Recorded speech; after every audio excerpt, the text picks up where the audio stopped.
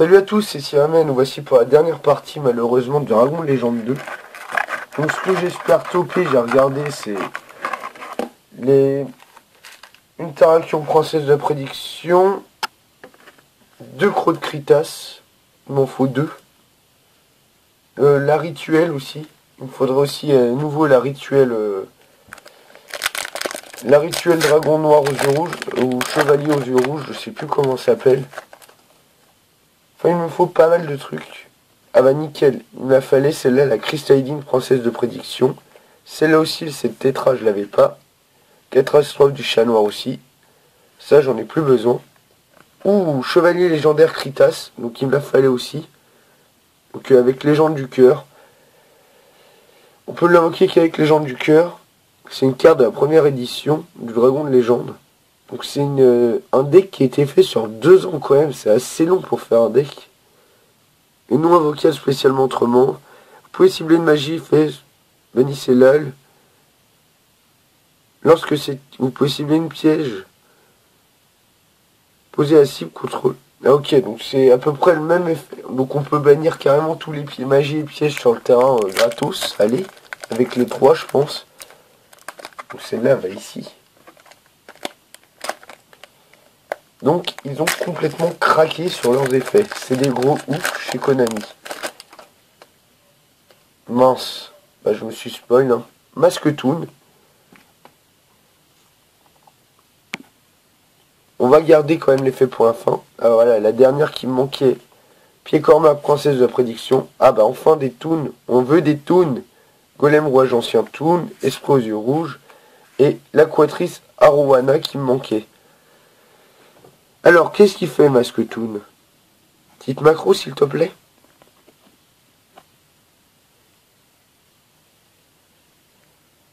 Ah, mince.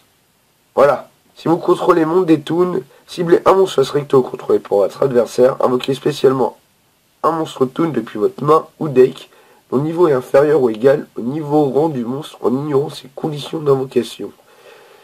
D'accord, donc on invoque gratos un monstre toon.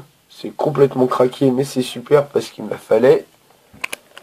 Franchement, le deck toon, j'ai toujours voulu me le faire. Et là, il redonne du support en plus pour...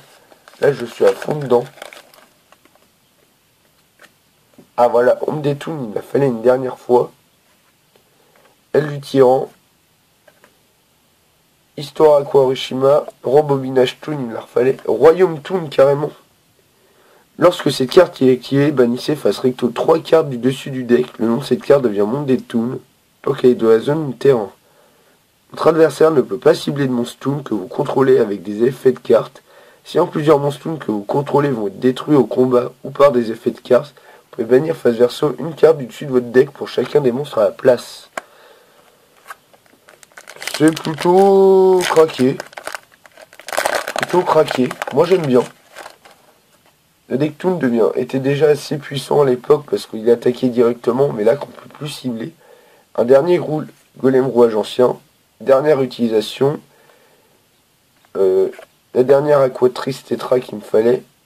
Encore épée dragon noir aux yeux rouges, donc je vais pas les lire parce que je l'ai déjà lu dans la première vidéo. Pour ceux que ça intéresse, vous mettrez une pause pour lire, parce que je l'ai déjà lu. Je l'ai déjà 3 fois.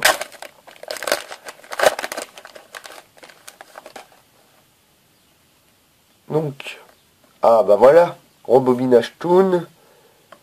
Rituel de la prédiction, j'ai déjà 3 fois. Celle-là aussi. Celle-là aussi. Et Seigneur du rouge, voilà, il me la refallait au moins une 2e fois. Donc pareil, si vous voulez, vous pouvez mettre pause parce que je l'ai déjà lu dans la dernière vidéo. Donc allez la voir si vous voulez voir, si vous avez la flemme de lire. Vous pouvez toujours aller voir pour que je la lise. Ou mettre pause tout simplement. Alors, plateau d'aquarium, on a... Ah, la dernière qui manquait pour les prédictions. Acroatrice Arowana. Picorma princesse prédiction. Et paladin du dragon noir. Bon, c'est pas la meilleure qu'on voulait. En secrète, parce qu'il y a des secrètes bien meilleures dans cette display. Donc, scène d'aquarium. Ah, lumière d'aquarium, la scène qui me manquait. Aquatrice Arowana. Transmigration aux yeux rouges. Transmigration aux yeux rouges, ça va où? Ça va ici. La déesse archère Artémis. Donc là, on peut voir Chevalier de la Reine en fond. Donc c'est avec la griffe d'Hermocrate. Utilisant un monstre de type guerrier et non invocable spécialement. Autrement, si cette carte est invoquée spécialement, ciblez un monstre soit recto sur le terrain. Équipez-lui cette carte. Tant que cette carte est équipée à un monstre par cet effet, annulez le premier effet. Activé par votre adversaire durant chaque battle phase. Et aussi après ça, le monstre équipé peut faire une deuxième attaque durant cette battle phase. Donc les cartes faites par la griffe d'Hermocrate deviennent ensuite des cartes équipement, monstre équipement, et qui permettent généralement d'attaquer une deuxième fois avec un autre effet. Brûlure aux yeux rouges, Picorma Princesse Prédiction, Crystallidine Princesse Prédiction, et on finit par une deuxième main comique qu'il me fallait. Enfin, c'est pas la meilleure, mais il me la fallait parce qu'elle est super bien quand même. Si vous contrôlez Monde des Toons, équipez cette carte à un monstre de votre adversaire. Prenez son contrôle, il est traité comme un monstre Toon. Si votre adversaire ne contrôle aucun monstre Toon, il peut attaquer directement votre adversaire. Si Monde des Toons n'est pas sur le terrain, détruisez cette carte. Donc voilà pour cette dernière partie d'ouverture de display du Dragon de Légende. Donc je pense que je rachèterai sûrement des boosters, parce que il y a pas mal de decks qui m'intéressent. Voilà, il y a pas mal de decks qui m'intéressent. Le deck, j'ai presque... normalement je dois avoir tout le deck... Flèche, Princesse de la Prédiction. Les cartes vont aller à quelqu'un parce que je sais que ça l'intéresse. Les cartes Toon, si j'en ai en rab, je les mettrai à l'échange. Après, pour le Drake aux yeux rouges, il faut que je voie le prix parce que le deck avec l'œil de Timétou m'a l'air vachement intéressant, mais j'ai peur qu'il coûte super cher. C'est surtout ça le problème. Dès qu'il y a Quatrice, on verra bien ce que ça donne. Enfin, d'après ce que j'ai eu, c'est surtout du support. Dites-moi quel est le deck qui vous intéresse le plus à faire dans les commentaires. Parce que ça m'intéresse. Dites-moi le deck qui a le plus de potentiel en tournoi aussi. Et dites-moi ce que vous pensez des cartes. Dites-moi si vous préfériez Dragon de Légende 1 ou la 2. Personnellement, même si j'ai pas ouvert, je préférais la Dragon de Légende 1.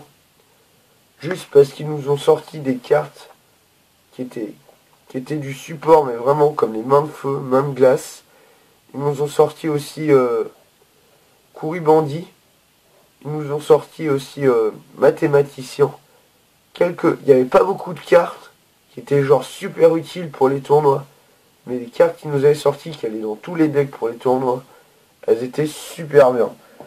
Kouribandi, on le voit toujours dans certains decks.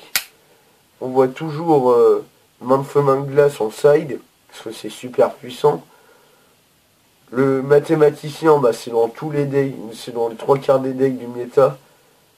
On voit ça n'importe où.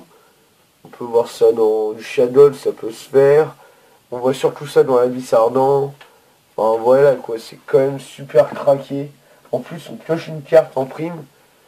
Donc voilà, il n'y a pas trop à se plaindre. Là, il n'y a pas eu trop de cartes, à moins que j'ai vraiment pas eu de chance. Mais par contre, ils ont sorti du support pour du Toon. Ils ont sorti 2 nouveaux decks qui ont l'air bien fun. Enfin, ils ont consolidé un deck qu'ils avaient sorti il y a 1 an. Mais vraiment consolidé, ils l'ont plus que consolidé. Ils ont sorti Princesse Prédiction, qui est un deck super sympa, que j'essaierai de jouer en tournoi. Donc j'espère que cette vidéo vous aura plu. Et n'hésitez pas à liker, à partager la vidéo et à vous abonner. Et à la prochaine. Tchuss!